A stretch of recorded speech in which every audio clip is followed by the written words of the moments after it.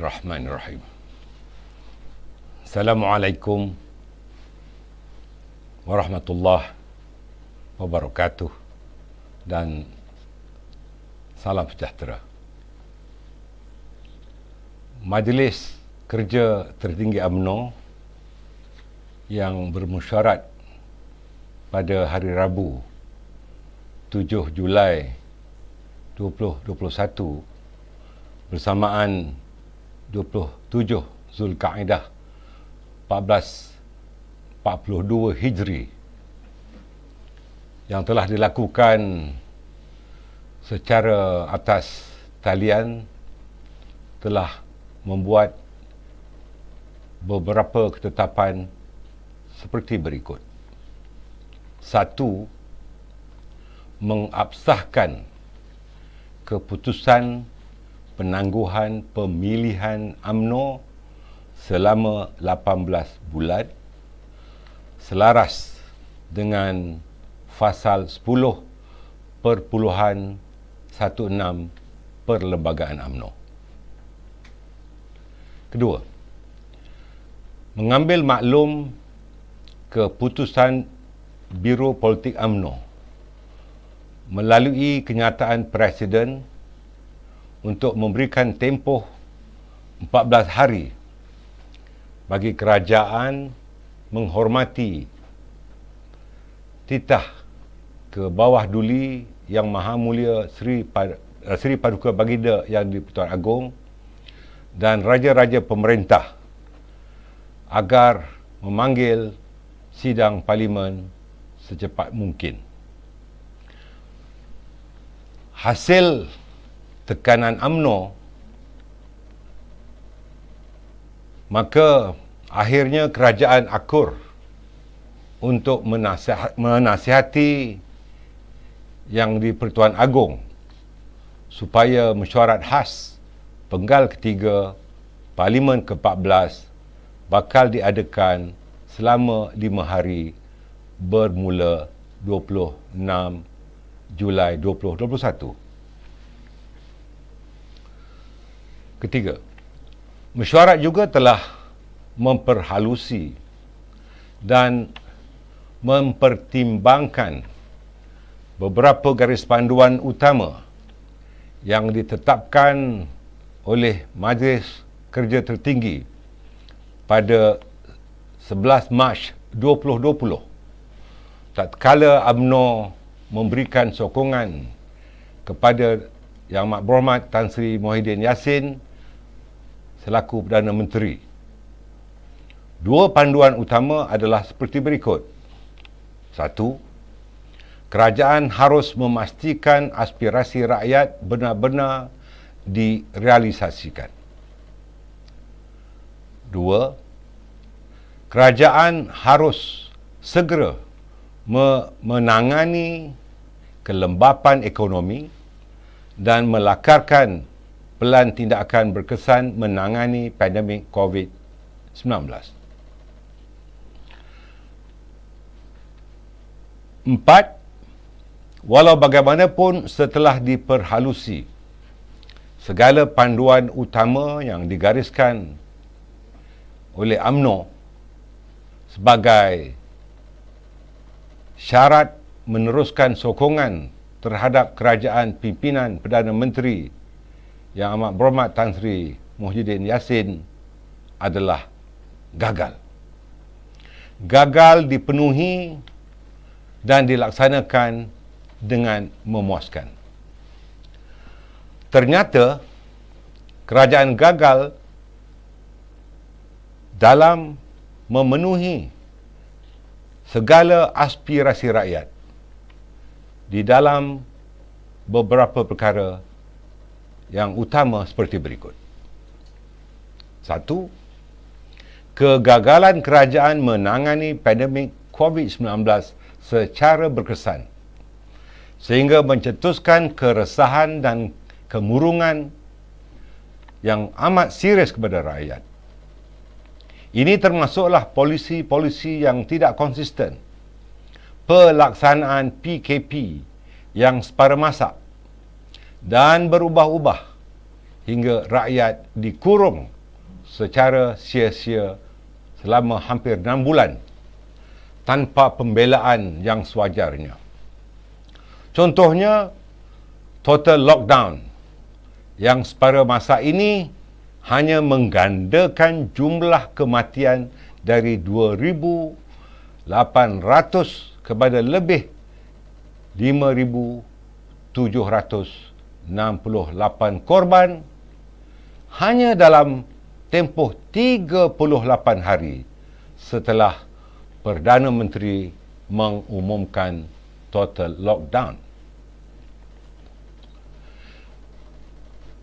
Kegagalan kerajaan amat nyata dengan menyalahgunakan darurat yang hanya dianggap adalah untuk muslihat politik, hingga telah menyebabkan kemudaratan kepada rakyat dan tentunya kemudaratan juga kepada ekonomi negara, sekaligus menafikan suara UMNO yang sejak dari awal membantah keras proklamasi tersebut.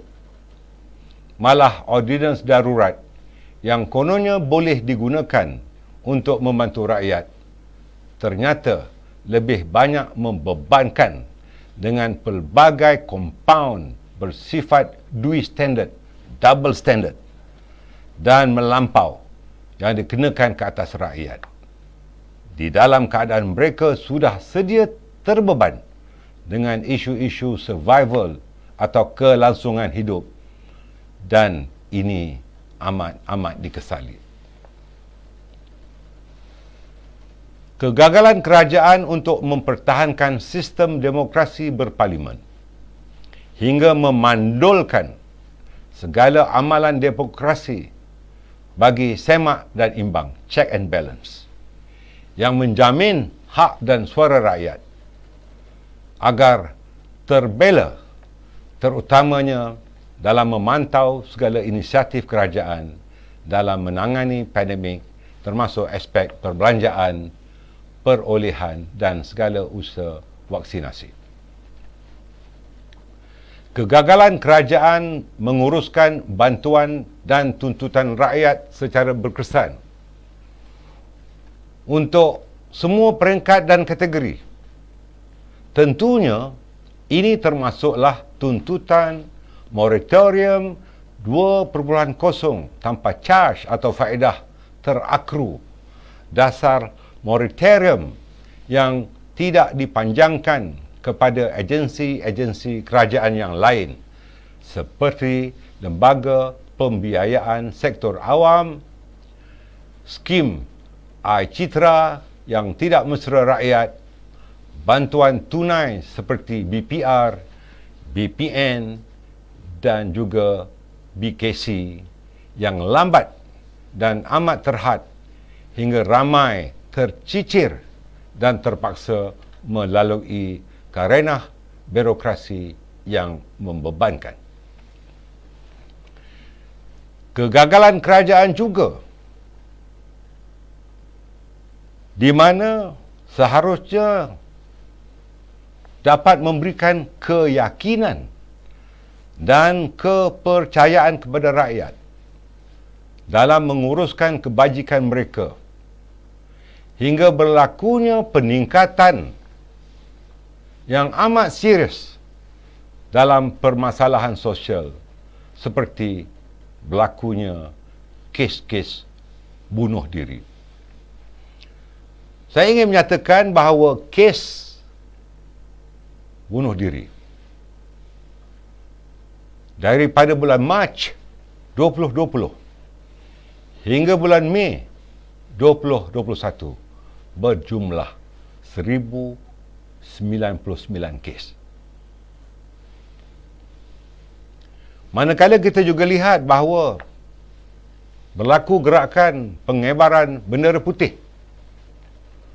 Ini adalah merupakan contoh-contoh sebagai manifestasi kekecewaan dan protes rakyat terhadap kegagalan kerajaan untuk menyantuni keperluan rakyat yang amat susah, tertekan dan terdesak ketika ini. Di samping itu, kegagalan kerajaan di dalam menguruskan kestabilan politik dan ekonomi hingga telah mengujurkan ketidakyakinan pelabur, terutama pelabur-pelabur asing, terhadap kemampuan kerajaan menguruskan negara ini dan menguruskan pandemik. Indeks pengendalian COVID yang dikeluarkan oleh Bloomberg meletakkan negara kita di tempat ketiga paling bawah antara 53 negara ekonomi utama. Begitu juga kegagalan kerajaan yang jelas memperkotak-katikkan titah Sri Paduka Baginda yang di-Pertuan Agong dan raja-raja pemerintah, hingga terpaksa berulang kali mengeluarkan kenyataan media dan titah menghadap supaya Parlimen dibenarkan bersidang dan membahaskan ordinans darurat dan pelan pemulihan negara. Selaku parti yang menjadi benteng utama membela institusi Raja-Raja Melayu, sebagaimana yang termaktub dalam Fasal 3 Perlembagaan UMNO. Sesungguhnya, UMNO tidak boleh berkompromi dengan sikap kerajaan ini terhadap institusi raja-raja. Berpandukan 7 perkara di atas yang telah saya nyatakan, bahawa kerajaan pimpinan Perdana Menteri Yang Amat Berhormat Tan Sri Muhyiddin Yassin telah gagal. Gagal dalam memenuhi segala garis panduan yang telah dikemukakan oleh Majlis Kerja Tertinggi pada 11 Mac 2020, iaitu 11 hari selepas beliau mengangkat sumpah. Dan 7 perkara itu adalah sebagai prasyarat atau syarat-syarat untuk UMNO meneruskan sokongan. Bagi memenuhi mandat sebulat suara para perwakilan di Perhimpunan Agung UMNO 2020 dan berpandukan kepada 7 kegagalan kerajaan memenuhi aspirasi rakyat yang digariskan tadi, maka tempoh memberikan sokongan kepada Tan Sri Muhyiddin Yassin selaku Perdana Menteri ditarik balik dan ditamatkan serta-merta. Justru UMNO mendesak agar Tan Sri Muhyiddin dapat berundur secara terhormat bagi membolehkan seorang Perdana Menteri baharu dilantik untuk satu tempoh yang terhad.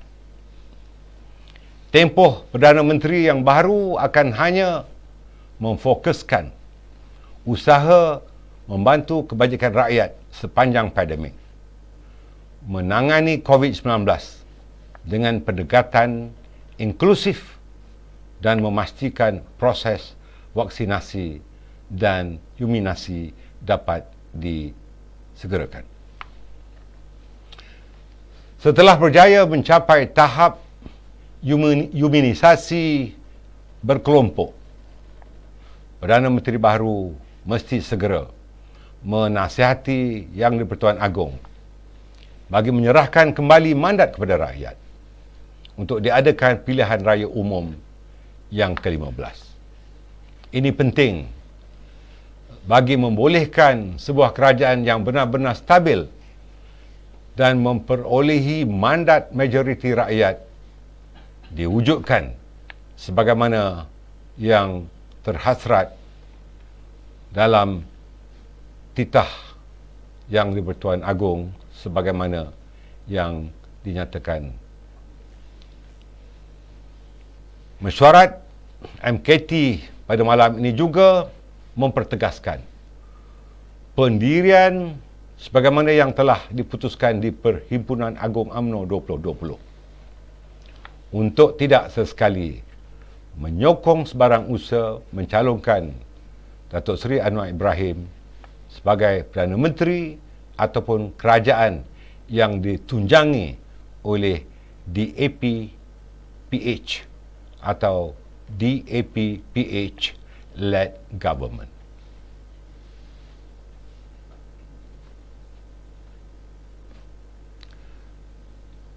Sekian saja kenyataan media resmi daripada saya. UMNO bersama rakyat. Assalamualaikum warahmatullahi wabarakatuh.